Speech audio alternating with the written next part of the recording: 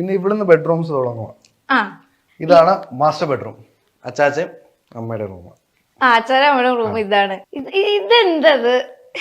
ഇതൊരു മിററാണ്. അല്ല, മിറർ എനിക്ക് മനസ്സിലായി. ആക്ച്വലി ഈ ഡിസൈൻസ് ഒക്കെ ഇവിടെ നിന്ന് ഇറക്കും. ഇതൊക്കെ ചൈനയാന്ന് പറഞ്ഞാൽ നമുക്ക് തന്നെ കൺഫ്യൂഷൻ ഏതാ നല്ല എടുക്കേണ്ടത് കൊറേ ഉണ്ടായിരുന്നു അല്ലേ. ശരിക്കും പറഞ്ഞ ആ ഒരു ഫർണിച്ചർ ഏരിയയുടെ ഒരു 10% നമ്മൾ കയറിയുള്ളൂ. ഓ, അപ്പോഴേക്കും എല്ലാം കിട്ടി. അപ്പൊ തന്നെ കൺഫ്യൂഷൻ ഏതെടുക്കാതെ പിന്നെ അധികം പോവാന്നൊന്നുമില്ല. ഇത് ആക്ച്വലി നമ്മള് പുറത്തുള്ള വീട്ടിലാണ് ഈ സംഭവം. ഈ ജനലയുടെ അവിടെ ഇങ്ങനെ ഇരിക്കാനുള്ള ഒരു സെറ്റപ്പ് ഒക്കെ കാണുക. അത്രയും കൂടെ സ്പേസ് നമുക്ക് കിട്ടുമല്ലോ. ഇപ്പൊ ആർക്കെങ്കിലും വേറെ ഇപ്പൊ റൂമിൽ ഇപ്പം നമ്മളെ കൂടാതെ വേറെ ആരെങ്കിലും വന്നാൽ ഇരിക്കാനും, പിന്നെ ഇതിന്റെ അടിയിൽ കുറെ സ്റ്റോറേജ് സ്പേസ് കിട്ടി. ഇപ്പൊ കിടക്കാൻ സ്ഥലമില്ലെങ്കിൽ കിടക്കാനും. പിന്നെ ശ്രദ്ധിച്ചിട്ടുണ്ടല്ലോ, ഇത് നോക്കി 3D പോലൊക്കെ 3D പ്രൊജക്ഷനാ. ഇത് ചൈനക്ക് പോയപ്പം അവിടെ ഇങ്ങനെ ഒരു പ്ലേറ്റിൽ ഇത് ചെയ്ത് വെച്ചിരിക്കുന്നത് കണ്ടു. അന്നേരം അതിന്റെ ഒരു പിക്ചർ എടുത്തോണ്ട് വന്ന് നമ്മൾ ഇവിടുത്തെ നമ്മുടെ കാർപ്പന്ററിനോട് ചോദിച്ചു, ചേട്ടാ ഇതുപോലെ ചെയ്യാൻ പറ്റുമോ? എന്നിട്ട് അവർ ചെയ്തത് അല്ലേ? ഓ, നൈസ് നൈസ്. ഇങ്ങനെ നമ്മൾ ഇരുന്ന് കഴിഞ്ഞാൽ പിന്നെ എണീക്കാൻ തോന്നില്ല.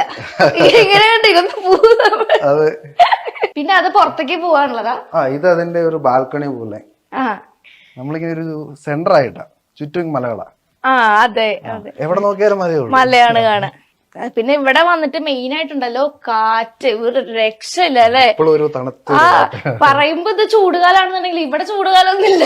ഇവിടെ ഒരു 2 മണിയൊക്കെ ആകുമ്പോഴത്തേക്കും നല്ല ചൂടാവും. അപ്പൊ കാറ്റൊന്നും ഉണ്ടാവില്ല. ചൂടത്ത് ഭയങ്കര ചൂടാ. പക്ഷെ നമ്മള് വന്നപ്പോ വൻ കാറ്റായിരുന്നു. അത് അവിടുന്ന് അത്രയും ചൂടിനകത്ത് കയറുന്നുണ്ടോ? അതായിരിക്കും, നമ്മളവിടെ ഭയങ്കര ചൂടാ. പിന്നെ ഇത് അനിയത്തിയുടെ റൂം. ഇതൊക്കെ അനിയത്തി സജസ്റ്റ് ചെയ്തിട്ട് ചെയ്യിപ്പിച്ചതാണോ? പറഞ്ഞ് ചെയ്യിപ്പിച്ചതാ. ഇത് പറഞ്ഞോണ്ട്. പിന്നെ ഇത് നമ്മുടെ TV യൂണിറ്റാ. TV ശരിക്കും റൂമിലൊന്നും വെച്ചിട്ടില്ല. ആ പാട് അമ്മച്ചിയുടെ റൂമിൽ മാത്രമേ TV വെച്ചുള്ളൂ. അതെന്തുകൊണ്ടാ ഇവിടെ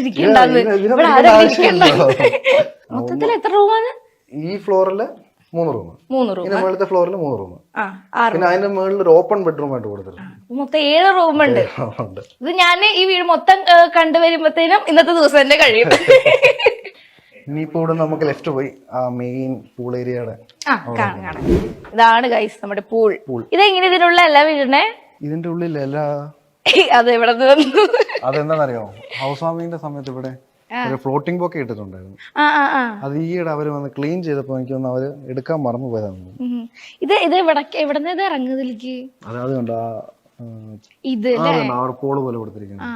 അതിനകത്തൊരു ഡോറുണ്ട്. ഇത് ഡോറാ? അതെ, ഡോറാ. അത് കൂടെ ആ ഡോർ തുറക്കുമ്പോ ആ സ്റ്റെപ്പ് വഴി താഴേക്ക് ഇറങ്ങും. അതൊരു ബേബി പൂള് പോലെ. ഓ, അവിടെയും പിന്നെ ഇവിടെ. ഇത് എത്ര ആഴുണ്ട്? 5 ഫീറ്റ് ഉണ്ടെന്ന് തോന്നുന്നു. ഞാൻ നിന്ന് കഴിഞ്ഞാൽ ഞാൻ മുങ്ങിപ്പോന്നു. ബേബി പൂളുണ്ട്. ബേബി പൂളുണ്ട് എനിക്ക്. ഇതെന്ത് സംഭവം? ഞാൻ വന്നപ്പോ കണ്ടല്ലോ, ഇത് 2 അവിടെ വെച്ചേക്കുന്നത്. അതൊരു ഫോൺ സ്റ്റാൻഡ് പോലെ. ഇപ്പൊ നമ്മളവിടെ സംസാരിച്ചോണ്ടിരിക്കുമ്പോ നമുക്ക് കയ്യിൽ എന്തെങ്കിലും ഉണ്ട്